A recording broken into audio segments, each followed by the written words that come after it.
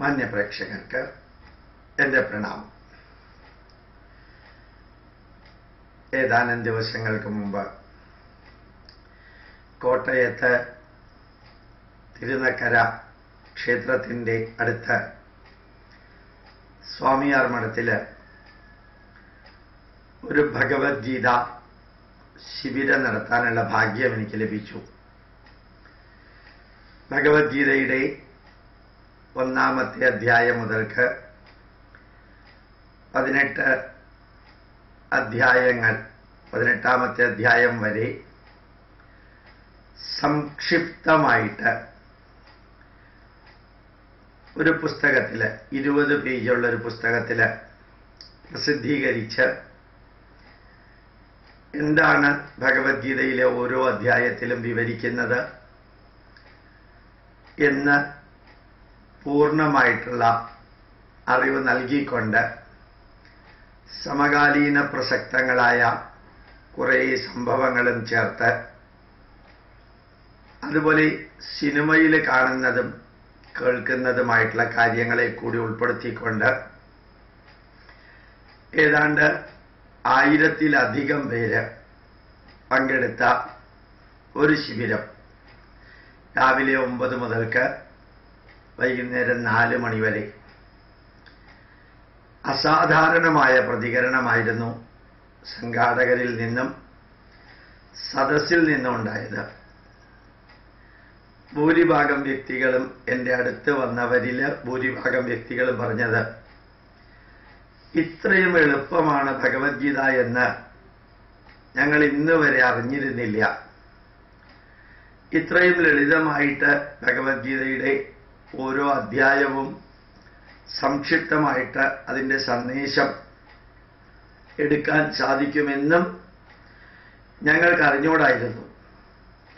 ഇനി എവിടെയെല്ലാം നമുക്ക് അവസരം കിട്ടുന്നുവോ അവിടെയെല്ലാം ഞങ്ങൾ 5 മിനിറ്റോ 10 മിനിറ്റോ 15 മിനിറ്റോ മൈക്ക് ഫ്രീ ആയിട്ടുണ്ടെങ്കിൽ ഞങ്ങൾ ഈ പുസ്തകത്തിലുള്ള ഒരധ്യായം, ഏതാണ്ട് 1 പേജ്, അതൊന്ന് വായിച്ചാൽ തന്നെ ആ അധ്യായത്തിൽ എന്താണ് പറയുന്നത് എന്ന് മുമ്പിലുള്ളവർക്ക് വ്യക്തമായിട്ട് മനസ്സിലാവും.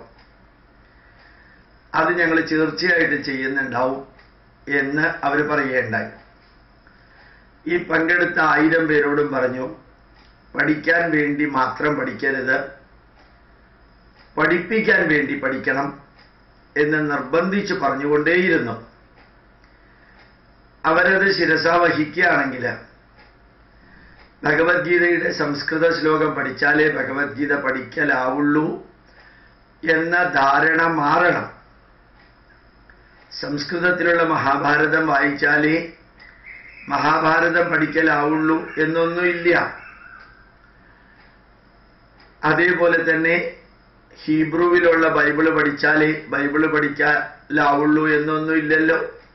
ബൈബിള് പഠിക്കണം എന്നുള്ളവന് ഖുർആൻ പഠിക്കണം എന്നുള്ളവന്, അതുപോലെ തന്നെ മഹാഭാരതം പഠിക്കണം എന്നുള്ള ആൾക്ക് അത് അതേ രീതിയിൽ പഠിക്കാൻ സമയം എല്ലാവർക്കും ലഭിച്ചു എന്ന് വരില്ല.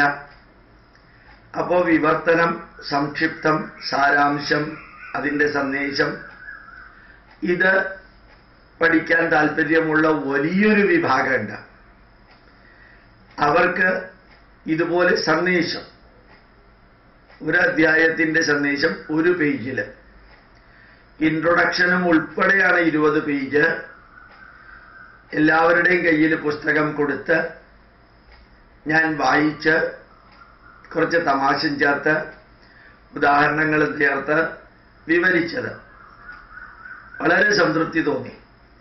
ശരിക്കു പറഞ്ഞാൽ വാക്കുകൾ കൊണ്ട് വിവരിക്കാൻ സാധിക്കുന്നതിൽ അപ്പുറത്തുള്ള സംതൃപ്തിയാണ് ആ ശിബിരം കഴിഞ്ഞപ്പോൾ മനസ്സിൽ തോന്നിയത്.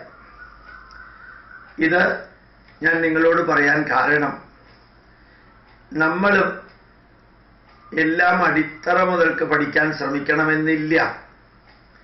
അറിയാവുന്ന കാര്യങ്ങൾ, സമകാലീന പ്രസക്തമായ ഉദാഹരണങ്ങൾ ചേർത്ത് നമ്മുടെ മുമ്പിൽ കാണുന്നതും നമ്മൾ കേൾക്കുന്നതുമായിട്ടുള്ള കാര്യങ്ങൾ കൂടി ചേർത്ത് നമുക്ക് നമ്മളുടെ അടുത്ത് വരുന്നവരോട് വിവരിച്ചു കൊടുക്കാൻ സാധിച്ചാൽ ഇന്ന് കേരളത്തിൽ അസാധാരണമായ മാറ്റം സംഭവിക്കുന്നു.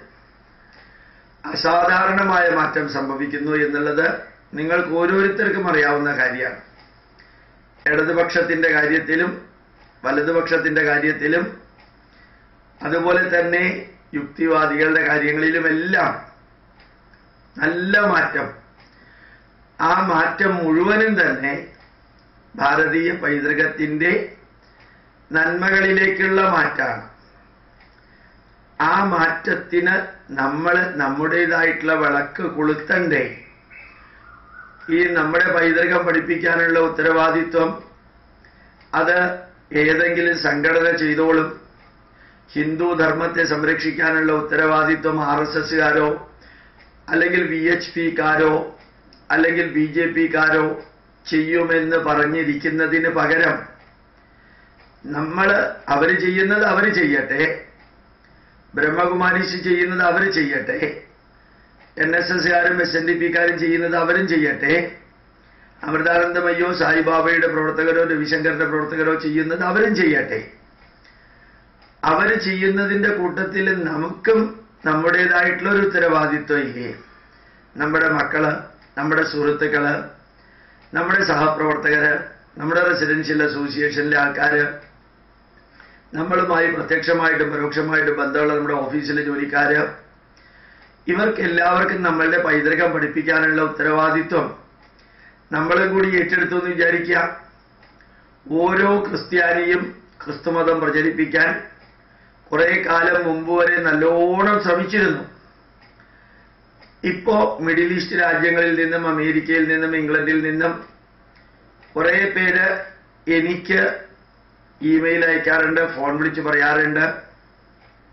സാറിന്റെ യൂട്യൂബ് സന്ദേശം വന്നതിന് ശേഷം ക്രിസ്ത്യാനികൾ ബൈബിളിന്റെ മഹത്വവും കൊണ്ട്, ഇല്ലാത്ത മഹത്വവും കൊണ്ട് ഹിന്ദുക്കളെ മതം മാറ്റാൻ വരുന്നില്ല. കാരണം ഹിന്ദുക്കള് അവരുടെ പൈതൃകത്തെക്കുറിച്ച് തിരിച്ച് നല്ലോണം പറയുകയും ബൈബിളിലെ കുഴപ്പങ്ങൾ എല്ലാം എണ്ണി എണ്ണി പറയുകയും ചെയ്യുന്നത് കൊണ്ട് പണ്ടത്തെ പോലെ കയറി ഇറങ്ങാനൊന്നും, കയറി നിരങ്ങി വന്ന് യേശുക്രിസ്തുവാണ് നിങ്ങളുടെ പാപം എടുക്കുന്നത് എന്നൊന്നും പറയാനൊന്നും ക്രിസ്ത്യാനികൾക്ക് അത്രയും ധൈര്യം വരുന്നില്ല. ഇങ്ങനെ വരുന്നില്ല എന്ന് പറയുന്നതിന്റെ പുറകിൽ എന്താണ്? ഹിന്ദുക്കൾക്ക് അവരുടെ ഗ്രന്ഥങ്ങളെക്കുറിച്ചും ആചാര്യന്മാരെക്കുറിച്ചും പൈതൃകത്തെക്കുറിച്ചും ആചാരങ്ങളുടെയും വിചാരങ്ങളുടെയും വിശ്വാസങ്ങളുടെയും സങ്കല്പങ്ങളുടെയും എല്ലാം മഹത്വത്തെക്കുറിച്ചുമെല്ലാം നല്ല ബോധമുണ്ടായി. തിരുനക്കര സ്വാമിയാർ മഠത്തില് നമ്മളുടെ ഇന്ത്യൻ ഇൻസ്റ്റിറ്റ്യൂട്ട് ഓഫ് സയന്റിഫിക് ഹെറിറ്റേജിന്റെ ബുക്ക് സ്റ്റാൾ ഉണ്ടായിരുന്നു. CD-യും പുസ്തകങ്ങളും പെൻഡ്രൈവുകളും അവിടെ ജനങ്ങൾക്ക് എത്തിക്കാൻ വേണ്ട സംവിധാനം ചെയ്തിരുന്നു. അതില് വണ്ടിയിൽ നിന്ന് ബാഗ് എടുത്ത് ഈ ടേബിളിന്റെ അടുത്തേക്ക് കൊണ്ടുവന്നതും ടേബിളില് CD-യും പുസ്തകങ്ങളുമെല്ലാം പാക്ക് ചെയ്തതും ജോൺസൺ എന്ന് പറയുന്ന വ്യക്തിയും അദ്ദേഹത്തിന്റെ ഭാര്യ എലിസബത്തും അദ്ദേഹത്തിന്റെ മകൻ റാഫേലും എല്ലാം സഹായിക്കാനുണ്ടായിരുന്നു. കേൾക്കാനും വിരലിൽ എണ്ണാവുന്നവരല്ല ധാരാളം ക്രിസ്ത്യാനികളും മുസ്ലിങ്ങളും ഉണ്ടായിരുന്നു. ഇത് തന്നെയാണ് ഈ അടുത്ത കാലത്ത് കൊട്ടാരക്കരയ്ക്കടുത്ത്, അടുത്ത കാലത്ത് വെച്ചാൽ മിനിഞ്ഞാന്ന കൊട്ടാരക്കരയ്ക്ക് അടുത്തുള്ള ഒരു ക്ഷേത്രത്തില് പ്രഭാഷണം നടത്തിയപ്പോഴും മൊത്തം മാർക്സിസ്റ്റുകാരായിരുന്നു എന്നാണ് അവിടെ പറഞ്ഞത്. പിന്നെ തൊപ്പി വെച്ച കുറെ മുസ്ലിങ്ങളും ക്രിസ്ത്യാനികളും ഉണ്ടായിരുന്നു. ഇന്നലെ വെട്ടിക്കവല എന്ന് പറയുന്ന ഒരു അമ്പലത്തിലെ ക്ലാസ് ഉണ്ടായിരുന്നു. അവിടെയും അനങ്ങാതെ ഒരു 2-3 മണിക്കൂർ ക്ലാസ് എടുത്തപ്പോഴും നിർത്താറായി എന്നറിഞ്ഞപ്പോൾ അമ്പലത്തിലെ ആൾക്കാർ വന്ന് പറഞ്ഞു, കുറച്ചു നേരവും കൂടി പറയാൻ സാറേ, എല്ലാവർക്കും താല്പര്യമുണ്ടെന്ന്. അപ്പൊ നമ്മളെല്ലാവരും ഈ ഭഗവത്ഗീത 700 ശ്ലോകങ്ങളും പഠിപ്പിക്കാൻ നിൽക്കുന്നതിന് പകരം ഈശാവാസ്യോപനിഷത്താണെങ്കിലും മറ്റേത് ഗ്രന്ഥമാണെങ്കിലും അത് കഥയായാലും ഓരോരുത്തരുടെ അനുഭവമായാലും ഉപദേശമായാലും ജീവിത സത്യമാണെങ്കിലും അത് പഠിക്കാൻ നമുക്ക് ഇത്രയധികം ബുദ്ധിമുട്ടൊന്നും ഉണ്ടാവില്ല. പ്രത്യേകിച്ച് അധ്യാപകർക്ക് അത് പഠിച്ച് ലഭിക്കുന്ന അവസരങ്ങളിലെല്ലാം ഒരു 10 പേരെയെങ്കിൽ 10 പേരെ പഠിപ്പിക്കണം. ഹിന്ദുവിനെയും ക്രിസ്ത്യാനിയെയും മുസ്ലിമിനെയും പഠിപ്പിക്കണം.